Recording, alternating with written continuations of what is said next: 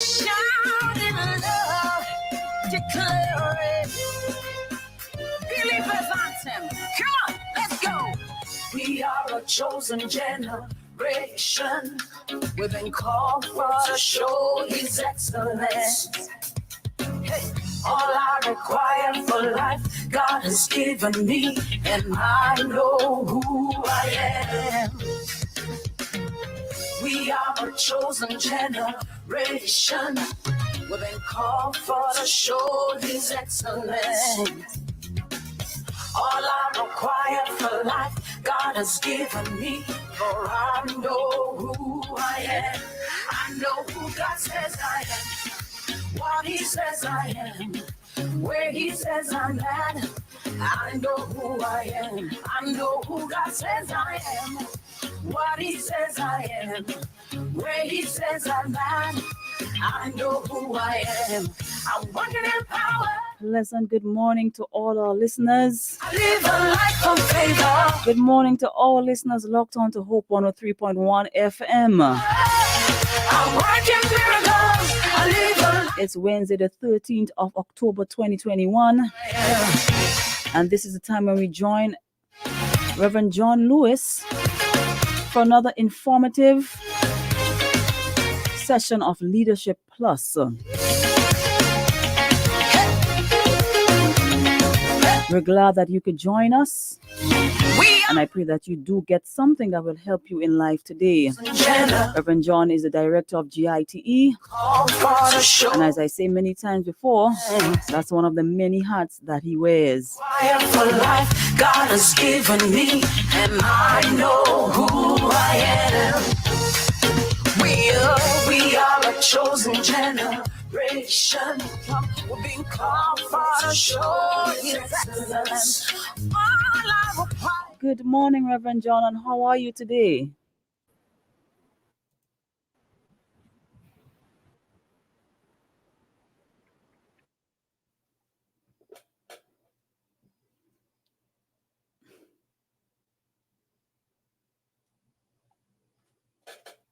All right, we seem to be having a little connection issue again, but stay with us. We're going to be right back, and we're going to fix that, and we're going to enjoy another beautiful session today. Stay tuned. I know who God says I am, what He says I am, where He says I'm at. I know who I am. I know who God says I am, what He says I am, where He says I'm at. I know who I am. I'm walking in power. I'm walking miracles. I live a life, for I know who I am. Say, I'm walking in power. I'm walking miracles. I live a life of favor, for I know who I am. Good morning, Reverend John. How are you today? I hope that you're hearing us quite clearly. Good morning, and how are you? Reverend John, are you hearing me? Yes, good morning, Reverend John. How are you? Hello, good morning. Yes, good morning. How are you today? Yes. How are you doing today? Can you hear us clearly? Oh, we just dropped again. So we may have to go on the audio platform. All right, stay with us.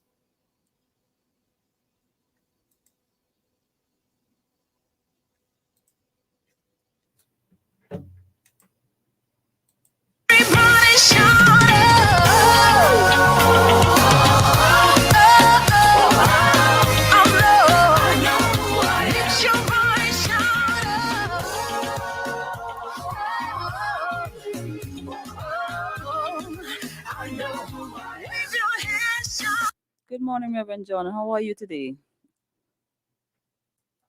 Can you hear us now?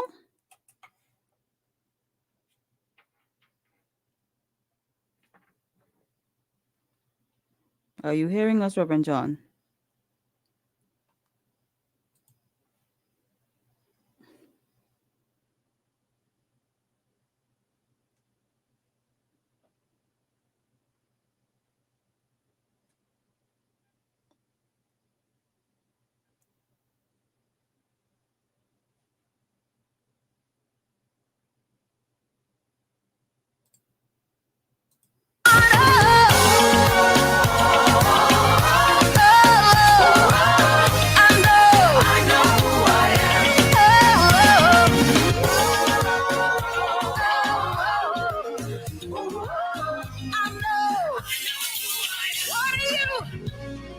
I am holy. Come on. I am righteous. Oh, so rich. I am beautiful.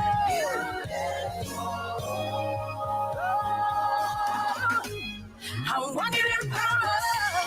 I'm walking miracles. I live a life of favor. For I know who I am. I'm walking in power. I'm walking miracles. I live a life of favor. For I know who I am. Take a look at me. I'm a wonder.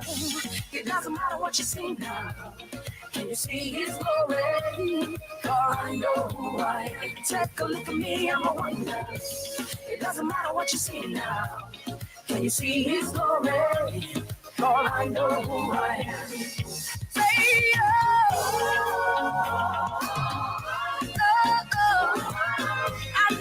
I know who I am. Let your voice shine up.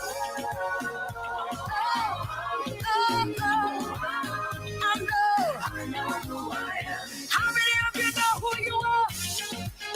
Come on. We are here and we are going to continue on another platform.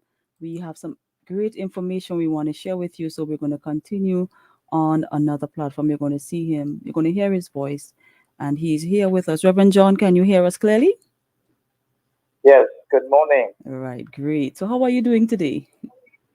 Oh, we're great. We're great. We're doing well. Today is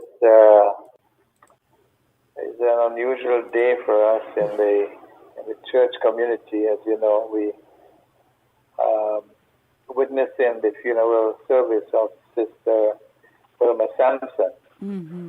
and so I like to dedicate this program today in memory of her life Right. and all she has done for us in the church community Mm-hmm. and through the Grenada Institute for Theological Education. So we want to dedicate this program today in memory of her life. Okay, great. So last week we would have done cultivating people's skills in your leadership, and it may have Yeah, been might not have come across as we have wanted it to because of the technological disturbances. So could you review the yeah. topic for us? Great. Thank you very much. So, cultivating people's skills in your leadership has to do with the vital role of relationships in leadership. Mm-hmm. And we talk about four of the truths about leadership and people. People are a church's most appreciable asset. A leader's most important asset is people.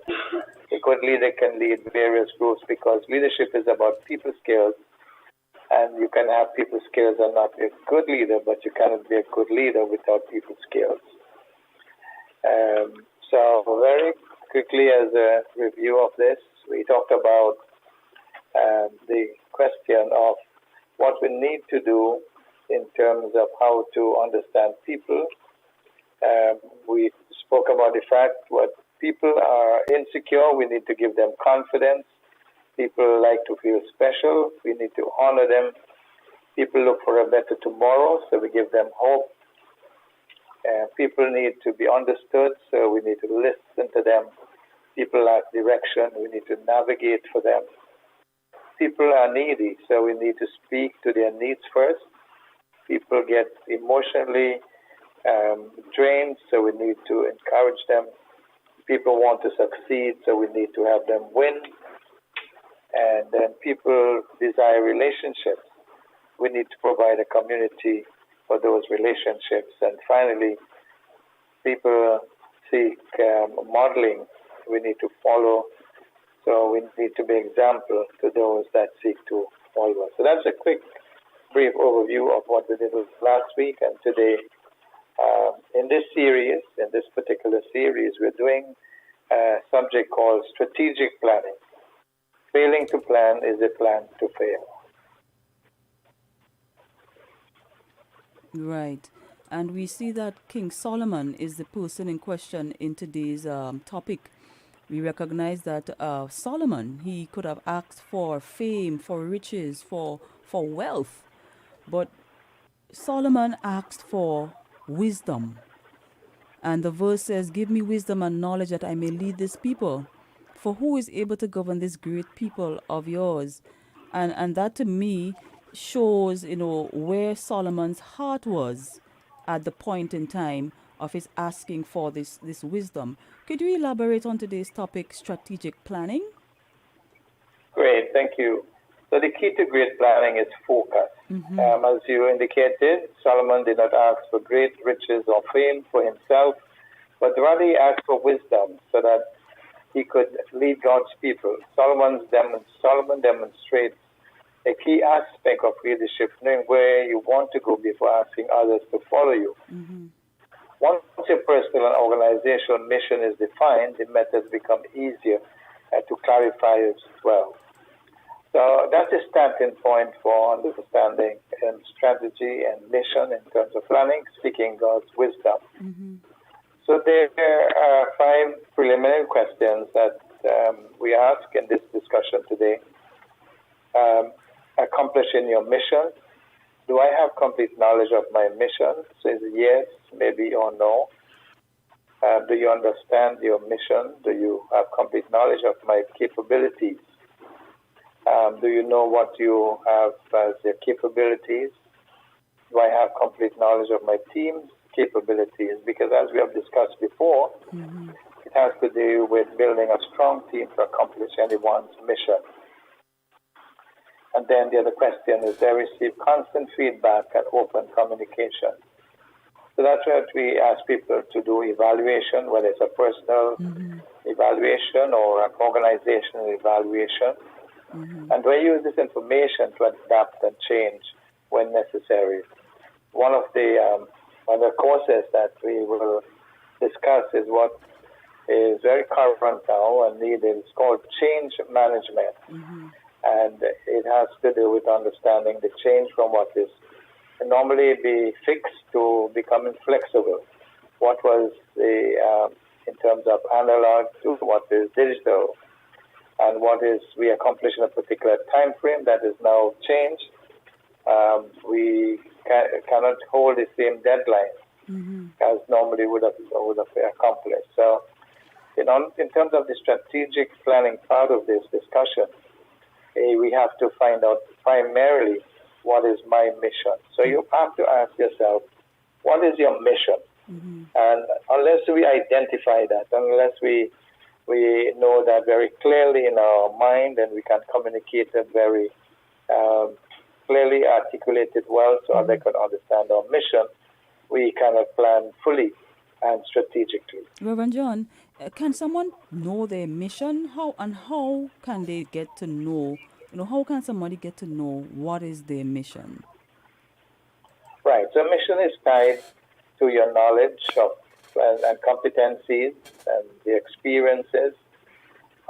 We cannot fulfill a mission without having knowledge of what this mission we are thinking about, experiences that will help us to determine a particular mission, and the training that we have acquired.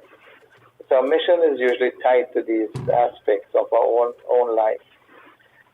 We are not asked to fulfill a particular mission, or we should not attempt a particular mission if we don't have the appropriate knowledge and training and experiences to accomplish this mission. And based upon the advice, the feedback from others that we associate with, that enables us to create and form a particular mission for life. All of our training experiences, exposures, help to form, inform us in terms of the mission that we should embark on. Okay. Right. So could you tell us, continue on, you were speaking of the question of what is your mission. Could you further enlighten us on those questions you may ask yourself as you go to plan? Great. So another question we need to ask ourselves is, what has hindered me from accomplishing this mission? Right. Perhaps you may have chosen a mission that doesn't fit your skill or is a good fit for you and your capabilities, and your team involvement with others. So those are things that we have to acknowledge Right. that we do not embark on a particular mission that we have not been equipped to accomplish and to fulfill. I mean, just naturally, there are natural implications for people who take up a particular mission. If you're not skilled in carpentry, and you don't know how to measure and know how to estimate materials for building, then perhaps your best mission is not to become a contractor. Otherwise, you may be cutting up people lumber and spoiling Wasting people resources, really. expensive Yeah. resources. Yes. And some of us have had bad experiences with people who come to work for us and don't have a clue of what they're doing. And that applies to every area of life.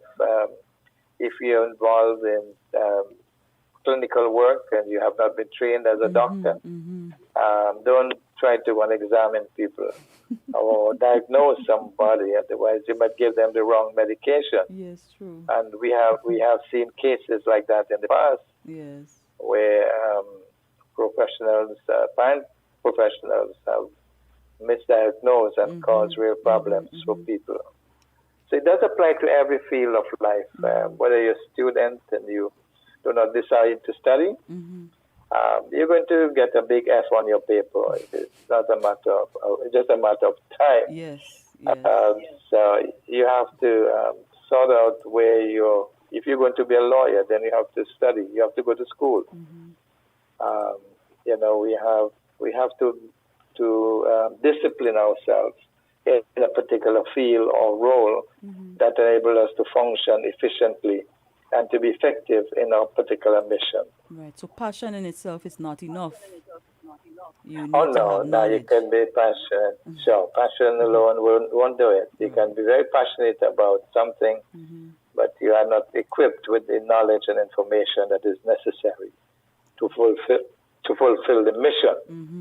And then that is what it involves in strategic thinking and strategic planning. Right. So are there biblical examples of people who would have have been made clear of their vision? They're aware of what the mission is, and of course we need an example of planning. Could you walk us through some examples or biblical examples of strategic planning? Great. So there are multiple examples through the Bible from biblical history. Of course, Noah, we are familiar with his story that he was able to execute a plan and build an ark. God instructed him, and he was able to do all the finer details that enabled this ark or this boat to float a solid year as the flood subsided. And so it took many years, as you know. He finished the construction of the ark, about 120 years. I don't think we would live that long anymore. But just to indicate that that's the time. Time is critical. It's not a mission is not accomplished in an overnight vision or planning. Then we have the story of Nehemiah. Nehemiah, of course, he took many months for planning and thinking and organizing his strategies before executing his plan. He spent a long time in prayer and supplication. He went to the king and he was assigned the materials necessary for the strategic rebuilding of the wall. So he knew exactly what he wanted. He organized the project with excellence. He organized the people in the teams, and in 52 days, in record time, he was able to complete this mission. And then thirdly, of course, we have King David. He was commissioned to build a temple. The long-range plan was to build a temple, but God didn't allow David to build it because of his association with wars. However, when Solomon was sure to succeed him, David handed Solomon the completed plan for the temple and a list of materials in hand. So David was part of the planning and thinking and orchestration of the temple. And we're told after 7 years of construction, the temple was completed and the long-range plan of David was fulfilled. So Solomon executed the plan, but David engineered or so I was orchestrated thinking, the plan. I was thinking about when I read David's, planning and strategy and so forth, that God has a mission for each person. You may have a desire or, as you said earlier, a passion for something, but Yes, God has a mission set aside for everyone. And could it be that Solomon, that was his mission, and we read that because of his David's association with wars, God did not allow him to do it, but he allowed Solomon. So that was Solomon's mission. Could we derive that from, deduce that from this passage? of course, of course. So there are requirements as to whom this temple was assigned to, Right. and so the expectation was that you could not be associated with wars and bloodshed Ah. um, to rebuild, to build a temple for God. Mm-hmm. And in this case, the responsibilities were given to his son Solomon. Okay. So there are some parables as we move into the New Testament. There was an Old Testament example. Of course, the best example of strategic planning is found in Jesus himself. Yeah. But he provides for us some great stories. The wise and foolish builder. We know the story of those who build on solid rock and those who build on sand. Building without counting the cost. The king planning for battle, the unjust steward. And so these are parables, as we refer to them, to indicate whether we are doing wise or unwise things in terms of planning and developing a strategy. And usually our strategy will determine the outcome, whether our house remains solidly founded or it will be washed away because it doesn't have a correct foundation. So in the same sense, the strategy and planning and thinking that we put into our future, the changing future, as we would notice, there is considered to be a growth curve. And the others who have written on this subject, of course, Charles Handy writes that most organizational growth occurs as the diagram illustrates. So growth, we notice we accustomed to the organizational growth curve. We tend to go up very quickly and ascend to the top of our organizational structure. And then if we're not careful, we tend to plateau unless there's a new plateau that we aim for. Then the change of chaos and confusion, very often that's part of our preparation as well, that everything does not go exactly according to plan.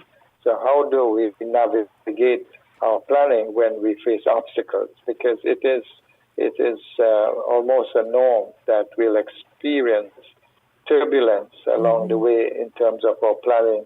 We'll experience rough periods and things would turn around. I'm sure during the pandemic we had great plans for all kinds of strategy. Many of us had plans for international trips or international conferences, and all those had to be scrapped. So we have to anticipate a change, and how do we thrive in the midst of the chaos? And the other thing is application. How do we apply the changing concepts to the times in which we live? For example, we are doing training and meetings globally are now held globally because of the platforms that we have. Prior to this, people will travel all over the globe to go to a conference or meeting or business meeting. But now you're staying right in your homes and you're holding these international forums, discussions, seminars, workshops, adapting to the changes that we experience today. So as we're on the topic of change, oftentimes you mentioned that when there is change that there could be chaos. And as the leader, you have to be able or have the leader's heart. And I remember a statement you made some time ago that leadership is not for the weak in heart. And oftentimes you may get a tug from those that you're leading as it relates to change. So how it is, or what are at least one approach that a leader can have to people or their team when there is a resistance to change? How can a leader handle, or at least one way that a leader can handle that type of resistance? Great. So you will find resistance to change is normal.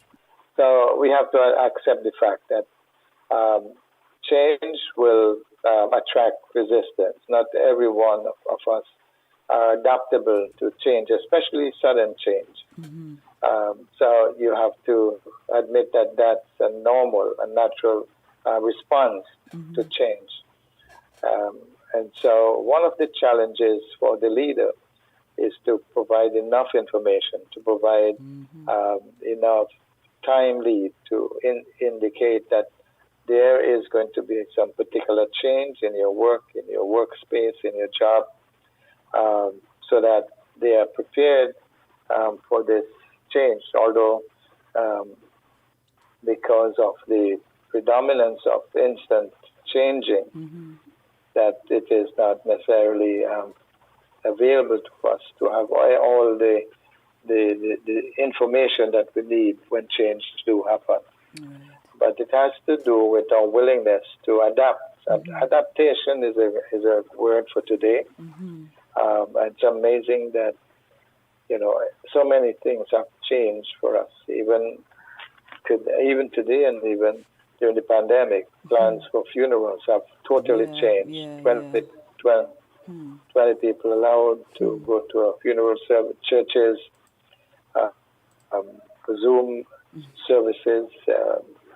So all those is how do we adapt and how do we change? And some folks may have a greater difficulty in adapting to those changes, but we have to accept the realities in which we live. The times that we're living are unusual times, and how do we adapt and choose to function within those changing times. For example, within our guide program, we had to quickly adapt to Zoom classes. Otherwise, our programs could not be executed. Right. We could not keep our programs running because students could not come to a typical classroom like we would normally have done. And I'm sure that's true for organizations, for churches, for businesses, for governments.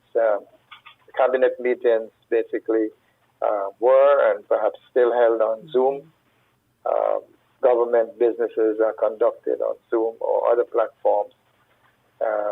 All our briefing sessions are pre-taped in most cases now and sent out after to be able to communicate virtually. And so that's one of the big change that we have experienced during these times.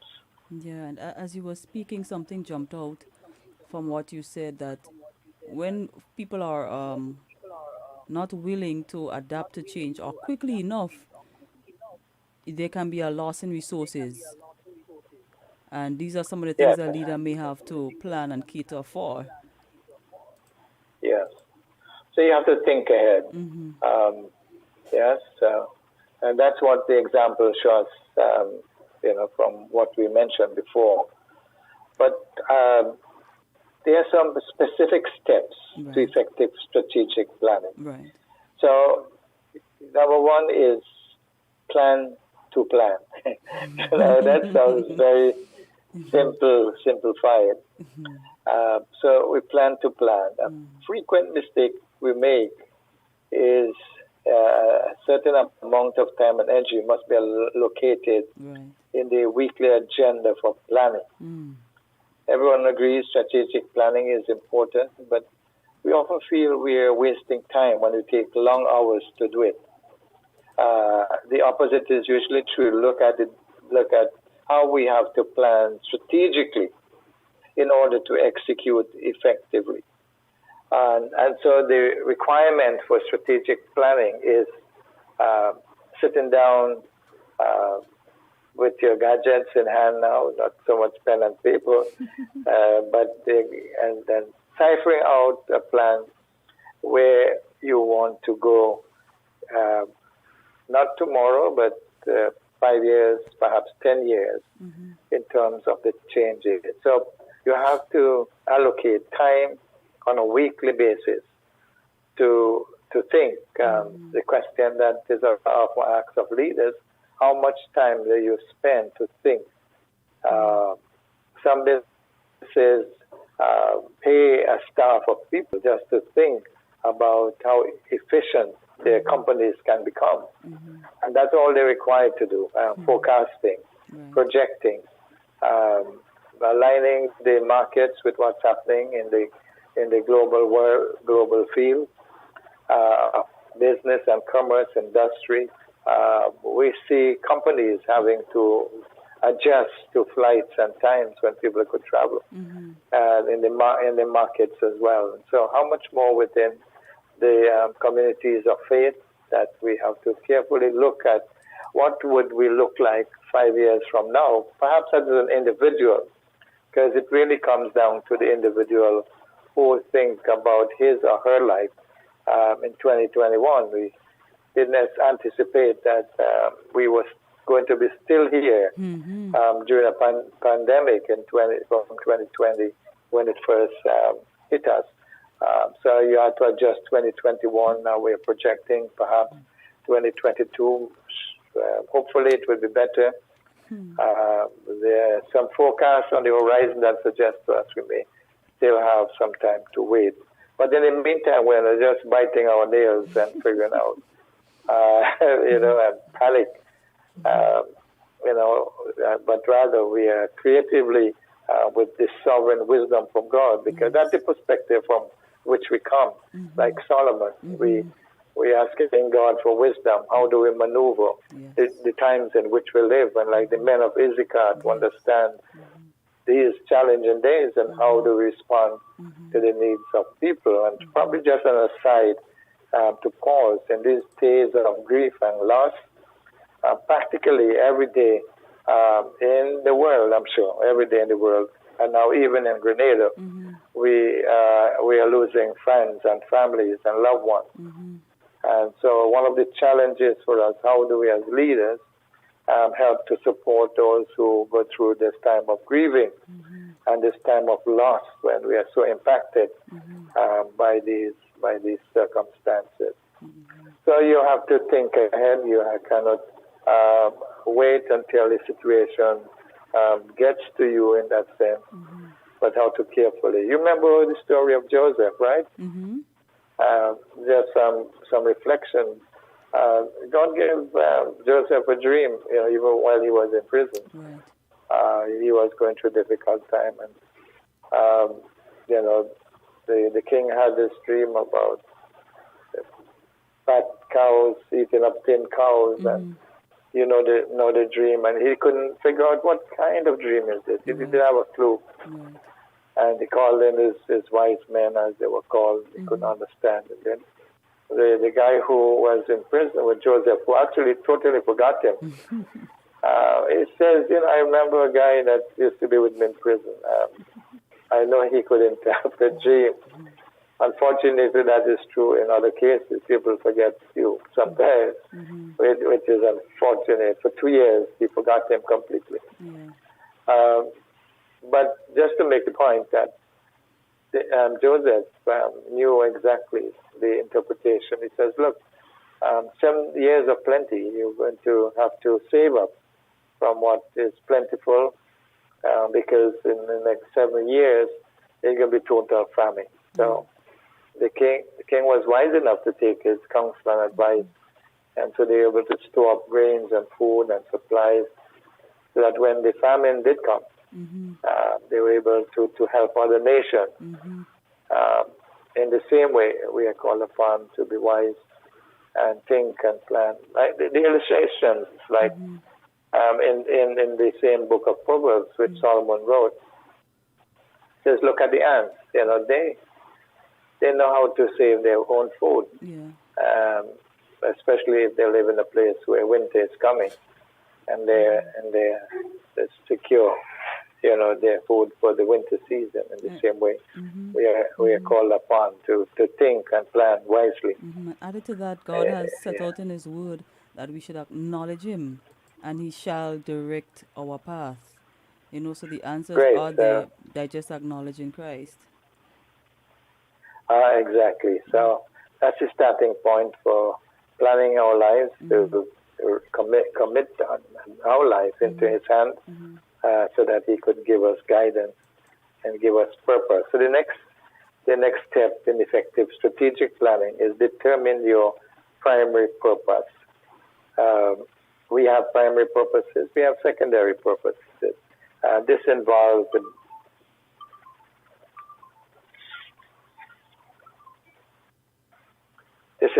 the big picture. Before you can decide on daily agenda, you must determine what goal you want to reach. Strategic planning, long-term and operational planning, short-term, would flow out of the answers to these questions. So we're saying that strategic planning is bent on the side of long-term planning, 10 years, 15 years. Operational planning is what we do on a daily basis. You schedule your day, and both out of these flow our answers to this question. So we ask the question, why do we exist? What are we trying to accomplish? So if we do not know why we exist as a organization, as a company, we do not have clarity in terms of moving forward. The primary purpose for our existence is to glorify God, as we know. Yes. So if that's the starting point to understand our own existence, and then we determine what are we trying to accomplish during our lifetime, during our existence. So we have to write these things down, and it's best to get them clarified when we have them written before us, so we can refer back to them.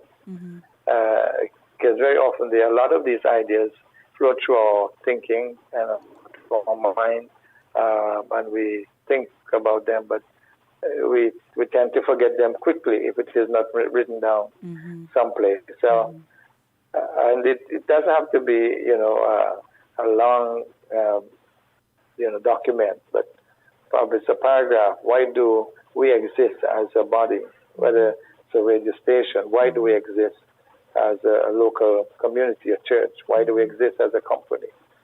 And you will see this as a mission statement in some cases.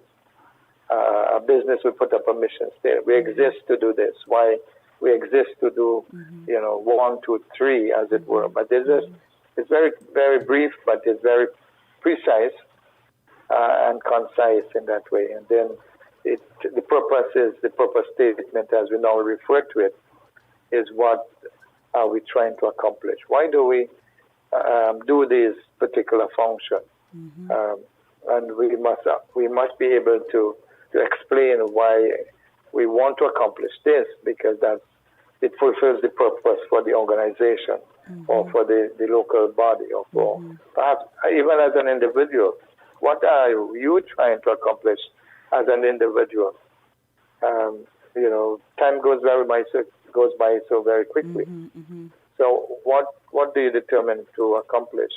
Whether God gives you another 20, 40, how many years, and what are your long-term strategic planning? Yes, we and have what to. are your Yes. We have to write the vision down, as the scripture encourages us to, so that he that run it will know where to run and how to run.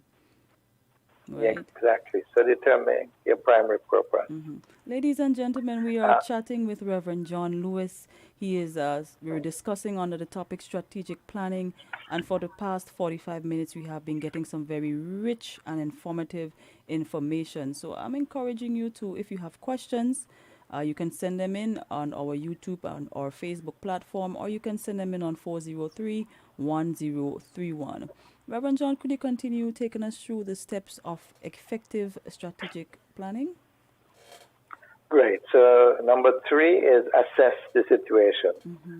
A plan for the future based on an unrealistic view of the present will lead to disaster.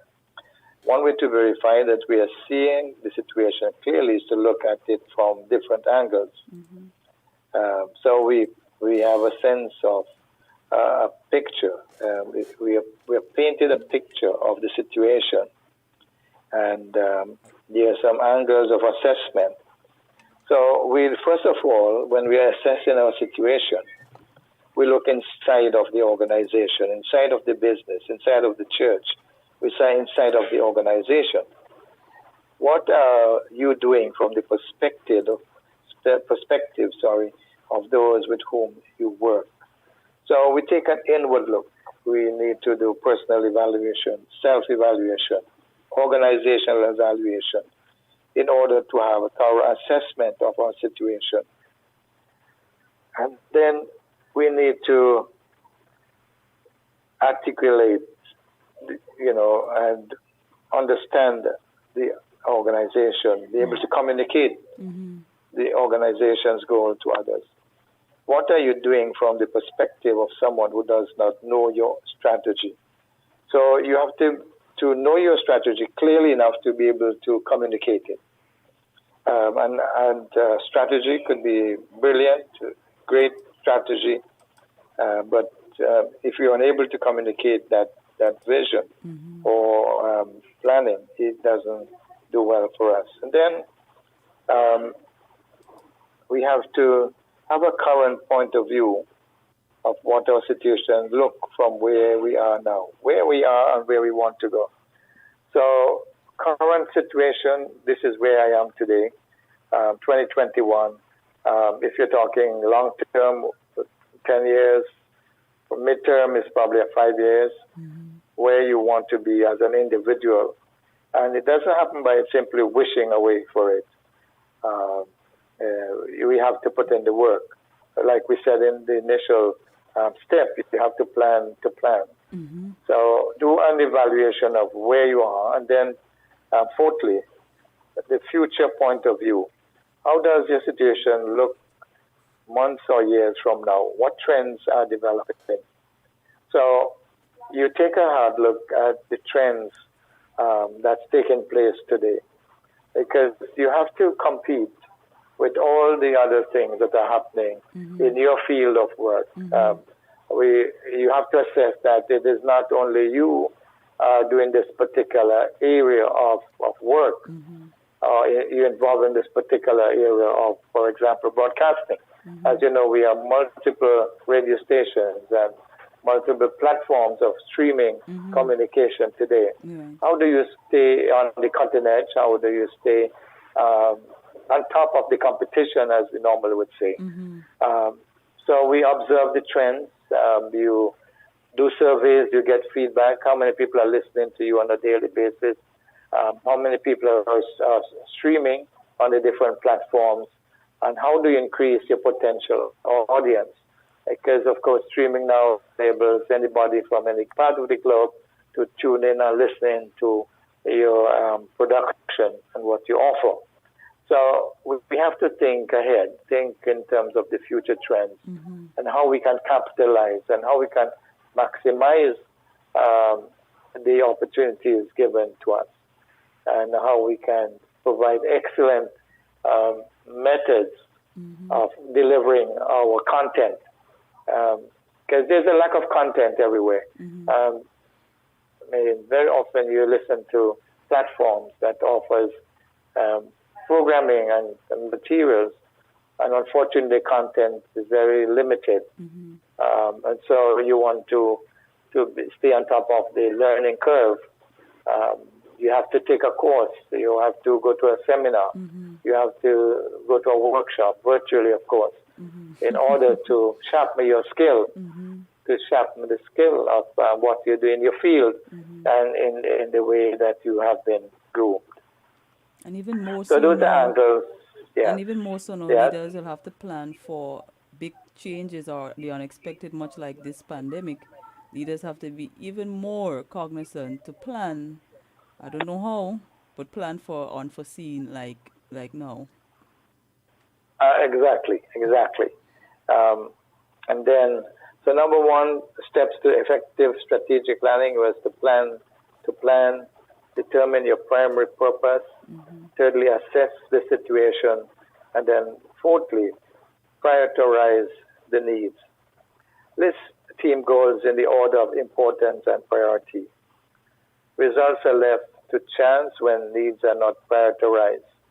More often than not, the easy thing will get done, but the important things will not. We tend to do the urgent things, but not the important. When the ultimate mission is neglected, we become a slave to the immediate. So we have to prioritize the needs that are most important, because the urgent tend to override the important if we are not careful. Things do happen. You have emergencies, of course. Things may not go exactly the way that you plan, but if you have prioritized those needs and write them down in order of priorities, then we attack them firstly. It's like a daily to-do list, as we refer to them very often. If you prioritize that list, but you know that this is number one. This needs to be done today. It cannot be done tomorrow. This bill needs to be paid today, or you get moved away from your companies, or you lose, whatever. So you do not just drop a to-do list arbitrarily, and you put things that's all over, a page, as we would call it, but they're numbered 1, 2, 3, 4, 5, 6, 7, 8, 9, 10. So if 10 doesn't get done today, it will not destroy you. But if 10 is something that should have been number one and gets left undone instead of the way you have just arbitrarily create a list for yourself, then you could be in very real trouble. It applies to business and bills, and you know how that goes. Insurance for whatever needs to be paid on time. Those things that become due. They create stress for you if they're not. So prioritize. The truth is, you can plan those 10 things that you would have listed, but to accomplish one of the 10 things, it may take at least several goes at it, if I should put it that way, to get it done. So there might be 1 or 2 or 3 other parts to fulfilling one. And if you don't foresee or plan for that, as you said, it can be very frustrating. It's very much so. And then we'll have to scramble the next day to make up for the day before. And then number 5, ask the right questions. Whom are we trying to serve, and what needs are we meeting? So you need to determine who is your target. Whom are we trying to serve in our business, in our ministries, in our organization? Like, who is our customer? And we talked about this concept very earlier upon the programming. We do have primary customers, and we have secondary customers. Primary are those that we have to serve, in the sense that they come first in that sense. And then secondary, of course, we cannot forget them. But unless we determine who is our audience or who are our target groups, we will miss it all the time. Someone has said, if you don't know what is your destination, any road will take you there. So if you leave St. George's, for example, in Grenada, and you don't know your way to Satier's, you will be spinning around in circles. If you do not have a plan or strategy, what is the best route, where is the best roads are, so that takes even how much time is going to take to complete this round trip if you're doing St. George's to Satier's and back to St. George's. And you could waste a lot of time on the road if you don't know where the turnouts are, and you're just going in the wrong village and doing circles. In the same way, if we don't know where our target is, we will not arrive there. And then leadership. Do we have the right people at the top to accomplish our goals? Who are the people on your team? And so team building is very critical. Who are the members of your management team? And you have to be careful in the selection of the people that you choose to be on a management team for your organization. People are skilled in particular areas of the field that you're involved in. People who have a heart and passion for what you are involved with, and so you select the right people. Then you need counsel, like of course Solomon says, look, I need wisdom from God, so we need counsel from wise leaders. Then direction, where are we going? Organization, who will supervise what and whom. So there is planning and organization. Funding, now that's something that we tend to put on the back burner. But what are expected income and expenses? What will this project cost? If we determine to take a particular program of study or a project, what is the cost factor? And you know the tragedy of projects that fail because adequate funding was not assigned to the project.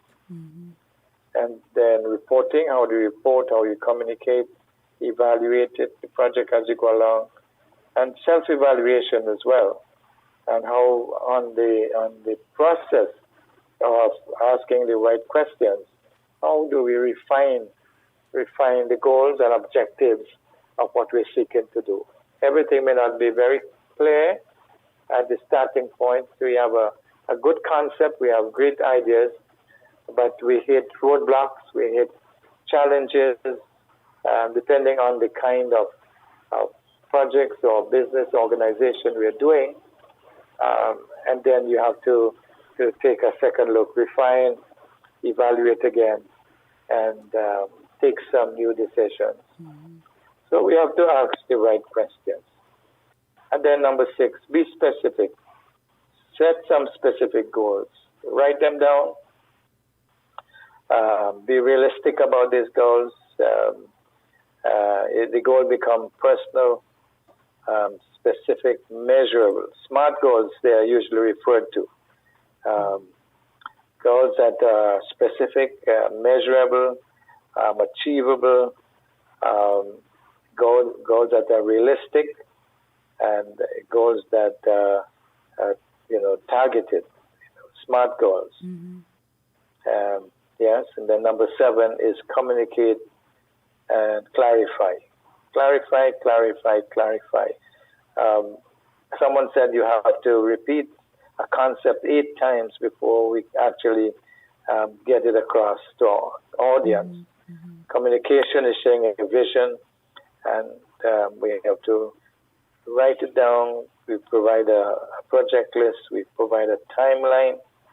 We provide a resource list. We provide the responsibility and who is responsible for what. Very often we come to planning sessions, strategic meetings, and if we're not careful, we could leave those sessions and no real assignment is given to individuals.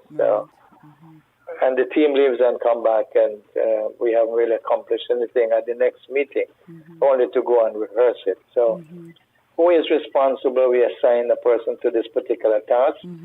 Person is responsible to report back at the next training, the next session. And so everybody on your team has specific tasks and specific nobody is getting a joyride, as we say. And then identify possible obstacles. There are obstacles in every strategic planning. Think of obstacles that you may face. Create a scenario, create a case study. What may possibly go wrong if we are planning an event or project, executing a purpose plan, a project plan? What may and can go wrong? And so we have to, because if we anticipate possible obstacles, it prepares you when they do happen. Yeah, you have a better response. Your response is quicker. If we go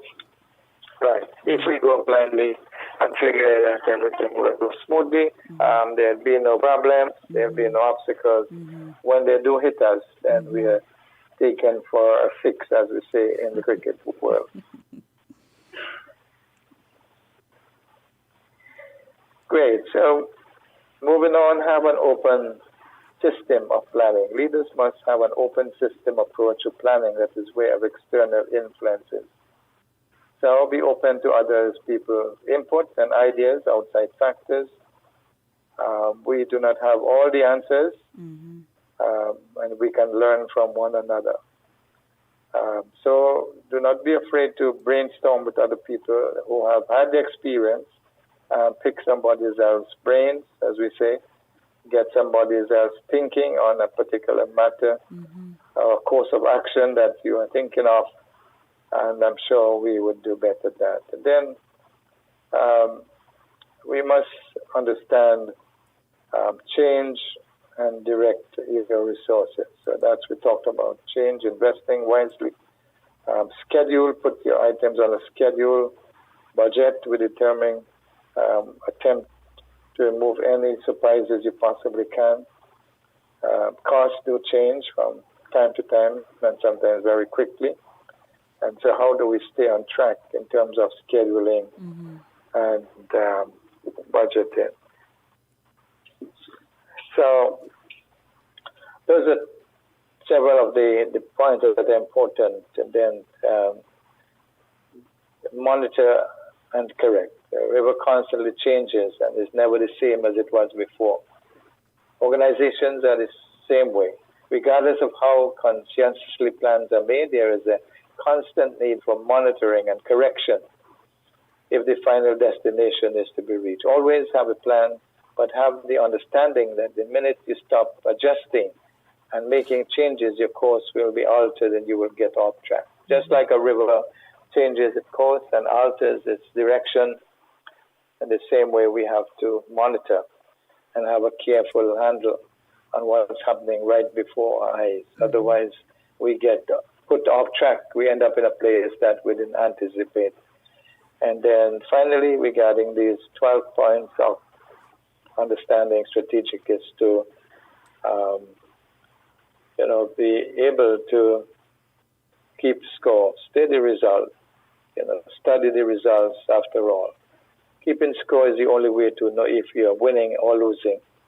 Develop vehicles to keep score. If you're making a change, you ought to do it based on correct information. So study the results of what you have been able to accomplish, evaluate it, and perhaps you may be able to do a better job in the next planning and strategy that we want to accomplish. Assessment is always critical. What idea is foremost in your priorities right now? So ask ourselves, what is foremost in our thinking? What should be our priority right now? So you have to clarify. We all have to clarify what it is we want to prioritize in our lives right now. And so you can use these concepts, and I'll quickly review them. And so we said steps to effective strategic planning. 1, plan to plan. There's no substitute for lack of planning. Assess the situation, and then we prioritize the needs. We ask the right questions. We set specific goals, and then we concentrate and communicate and clarify, and then we identify possible obstacles, and we have an open system so that we are willing to learn. We change and direct your resources. You monitor and you correct as you go along. Then you keep score. You have study the results of your thinking and planning and evaluation. Ladies and gentlemen, we have been discussing with Reverend John under the topic strategic planning, and we have just come up to a wealth of information that is very good and is able to help us to plan, and to execute the plan. And first of all, we must know what the mission is, be clear on it, and then be able to use the available resources to effective and efficiently meet the objectives set out. So we want to thank you very much for joining us today, and I pray that there is something that was shared today by Reverend John that can be applied to your life and used to further execute whatever God will have given you to do as a person and or a business. Reverend John, are there any final words you would like to our listeners to know before we wrap up today's session? Great, thank you. So, the primary basis of our strategic planning is to find our reference in the wisdom of the Almighty God. That's what Solomon did. That's why he was such a wise planner and was able to execute his planning because he first of all acknowledged that all wisdom comes from God himself. That's where we find our guidance, we find our rationale for what we do, understanding that the all-wise, all-knowing God, all-sovereign God is willing to endue us with that wisdom from above and to direct us and to guide us in the steps. It says the steps of a good man are ordered by the Lord as we delight in him. So that's the critical starting point for strategic planning, even as we understand his great plan for this universe and the majestic universe in which we live, and see his great creative powers. And now he invites us to participate with him in creating plans and proposals and projects that will bless the earth and bless the people of the nation. Reverend John, we really want to thank you again for such great information. We have blessings coming from Nordica St. Clair. She's saying that she was truly blessed, and it indeed was an awesome program. I join with Nordica in saying that it was an awesome program. There was a lot of great information that we can apply. So for those of you who missed the starting, you can go back and you subscribe to our YouTube pages, share it with someone that you believe can make use of such great information. Again, Reverend John, we thank you for adding so much value to the lives of all the listeners across the different islands. We have people listening from the U.S., St. Vincent, Dominica, Canada, the U.S., and I know that they would have been blessed as much as I have been blessed today. We thank you so much for sharing us today. Thank you. God bless you. All right, so that's our session for Leadership Plus. We look forward to seeing you next Wednesday. Make sure that you join us to have another session of our download of great information. See you then. Bye.